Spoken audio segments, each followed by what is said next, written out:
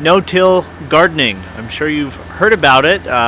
It is becoming very trendy, and for all the right reasons. It is not just a fad.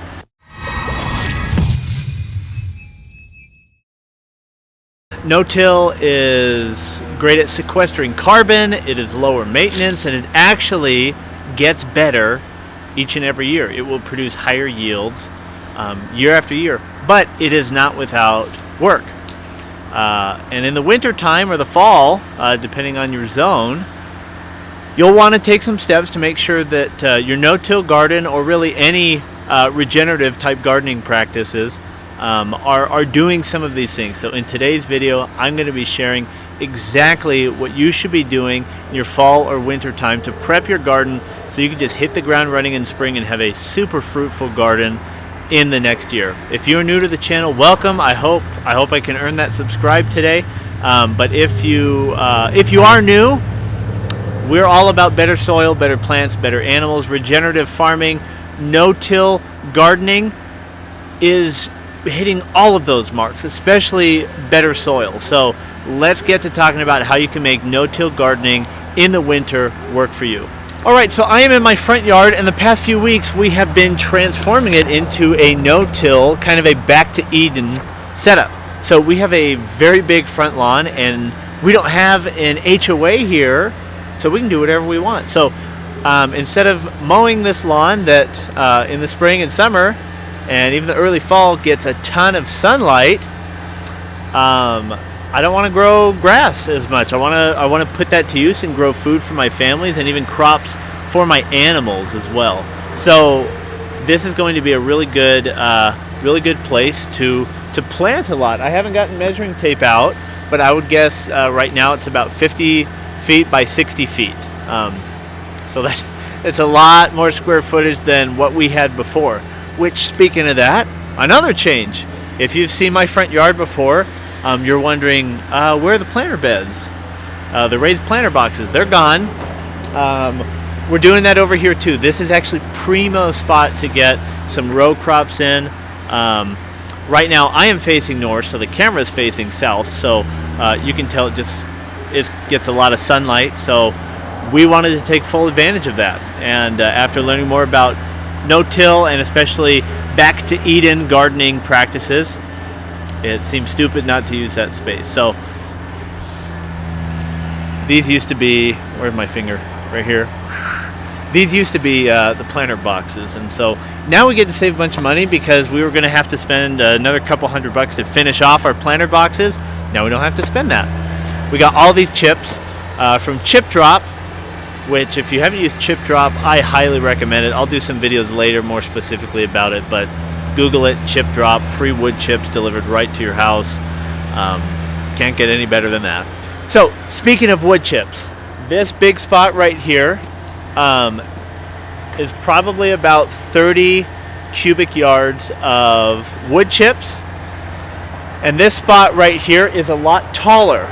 It's a lot taller. I would say it's probably about another 30 cubic yards of wood chips. It's just in a smaller place, and it's got double the density. So what I want to do is get another load, another 20 cubic yards, maybe another 40 cubic yards, and pile this much higher. So that's not necessarily a winter to-do list, although I'd love to do it before snow happens.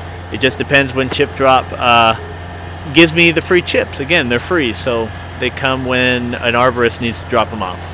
Okay, so let's just get to it. What can you do in a no-till situation, or really most any gardening situation, to produce a better springtime yield? So I'm on wood chips right now, and so that does a lot of composting for me over the winter. If you have compost lying around that is ready to go, you can amend your soil now. However, if you have it in a setting that's like a chicken coop, which is what we do with our compost, I'm just going to keep it in the chicken coop until it's closer to spring to plant it out here. I feel like the warmth of the chicken coop, the constant scratching around, the moisture from the chickens, that's going to be a better place for it. However, if you've got compost that's been sitting and cooking in boxes throughout the summertime, go ahead and throw it on. That's not what we're doing, but plenty of folks amend their soil in the winter. However, whether you amend your soil or not, be sure you do not leave it bare. That is beyond easily, that is the worst thing you can do during the winter, is to leave your soil bare. We as humans and all kinds of animals, and even pretty much every plant, we have a skin or a shell or an outer surface that protects our own microbiome going on underneath the surface. The earth is the exact same way. So cover it up. If there's anything you can do, make sure it's covered up. It's fall right now. So that means you've got these magical compost chips, also known as leaves, just everywhere. And do yourself a favor and start putting that to use. Either leave it on the grass, or better yet, put it on top of your garden that you're going to be using. If you've got wood chips, or if you have somebody who has wood chips, see what you can do to amend your soil and put that on top. Again, the worst thing you can do is leave your garden bare. Okay, something that doesn't apply to me but will likely apply to you, and that is because we didn't grow here this year. However, we grew over there, so I guess it kind of does apply to me. We just have already done it, and that is get rid of your old plants. Now you're probably thinking like, whoa, that's organic material. Why would I want to get rid of that? And what you can do is you can certainly leave it there. Like, that's not bad by any means. However, what I would do is I would cut that plant right at the root, and I would basically, if it's a big tall tomato plant, just throw it to the chickens, let them compost it. And leave those roots in the ground. Like, I found probably like a dozen little puny carrots that never came up. So even root vegetables, if they're spent, leave them. The reason is because plants have a superpower. It's called photosynthesis. And the idea is that it pulls sunlight out of the air and uses the carbon that is within the air to basically throw that carbon back down into the ground, which then feeds the biome down there. It feeds the microorganisms that are within the ground. And that is the essence, the je ne sais quoi of no-till gardening. So I highly, beyond highly, I'm asking you, do that. Cut your plants at the stem, leave the roots in the ground, because they're so full of this awesome carbonaceous? There's a word. Material is just loaded with carbon, and you want that down in the ground. You can see I'm kind of doing that right here. I've got this grass that I basically just put my my wood chips that started a compost on top of the grass. I'm doing the same thing. I'm using the carbon that is within the root system of the grass.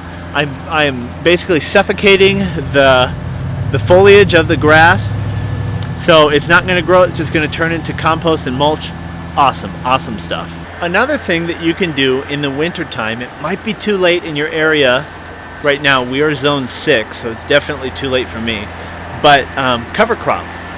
So if you can, and if you want to, you can plant cover crop down on your growing area to grow and basically die throughout the winter. Again, it's a month too late for me to even consider that, but you could do something like oats or maybe peas to plant in your growing area to basically add organic material back into the soil through that time. Another great one is a legume. I love crimson clover. Oh my gosh, such a vigorous plant. The hard thing is that it's a perennial, and so if it gets well established, it might come back. Not the worst thing in the world, but for a cover crop, like in my situation where my ground is so fertile, I don't want to be fighting crimson clover the whole time. However, it's an awesome plant. I love it. So good for pollinators, so good for animals. My chickens, sheep, and rabbits love to snack on it. So if you learned anything today, crimsoncloveristhebomb.com. I talked about covering up your garden and how the worst thing that you can do is to leave it bare right now. And I mean that. But maybe you're saying, hey, I don't want to do chip drop, or I just want my stuff now. What can I do? So if you live in a city or a suburb, go for a little drive and look on the sidewalks for your neighbors big black bags of leaves and just pick them up. Or if you know people, ask if you can come take theirs. We have been doing that and it has been awesome for us. There are 1.5 million uses for leaves on a homestead. So if you don't have 100 cubic yards of wood chips, use the leaves. Go get free leaves. See what I'm saying? We've been I say we. My wife does all the hard work. She makes all the friends in the neighborhood and asks if we can take their leaves from us. And so we just have these piles of leaves. And it's great because people don't know how useful they are for gardening. So we're going to use that some of it for gardening. We actually laid down some seed on the pasture. So we're using that in our light spots of the pasture to make sure that that's not bare. We use it for, see right here, look at that. This is a garden bed that's on top of our nesting boxes, and it's just leaves on top of it. I love it. The chicken coop, covered in leaves, absolutely covered in leaves. So the point is, make sure if you have any gardening that you're going to be doing in the springtime, do not leave that ground barren by any means necessary. If you have to go and beg for leaves from your neighbors, go do it. It'll be worth it.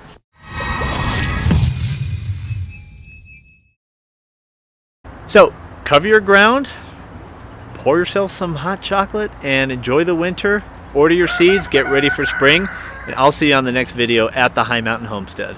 Thanks for stopping by.